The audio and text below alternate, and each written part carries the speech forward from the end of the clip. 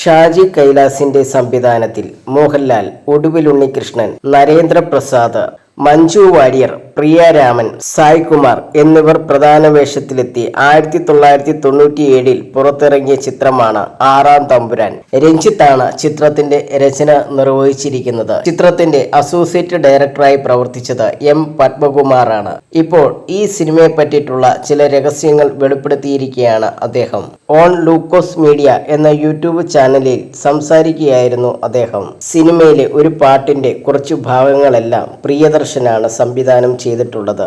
ഹരിമുരളീരവം എന്ന പാട്ടിന്റെ ഒരു ചെറിയ പേർഷൻ അദ്ദേഹമാണ് ചെയ്തത്, മുഴുവനും അല്ല, ഒരു ഭാഗം. കാരണം ആ സമയത്ത് മദ്രാസിൽ ഷൂട്ട് ചെയ്യുമ്പോൾ ഷാജേട്ടന്റെ ഭാര്യ ആനയുടെ ആദ്യത്തെ ഡെലിവറി ആയിരുന്നു.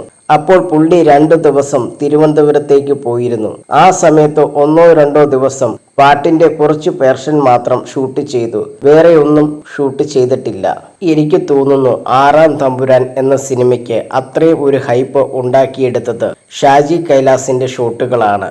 ഇങ്ങനത്തെ ഒരു സ്ക്രിപ്റ്റിന് ഷാജി കൈലാസിന്റെ ഷോട്ടുകൾ കൂടി ചേരുമ്പോൾ, രഞ്ജിത്തിന്റെ ഒരു സ്ക്രിപ്റ്റ് ഷാജി കൈലാസിന്റെ ഷോട്ടുകൾ എന്ന് പറയുമ്പോൾ ആ ഒരു കോമ്പിനേഷനാണ് അതിനകത്ത് ഏറ്റവും വർക്കായിട്ടുള്ളത്, എം പത്മകുമാർ പറഞ്ഞു.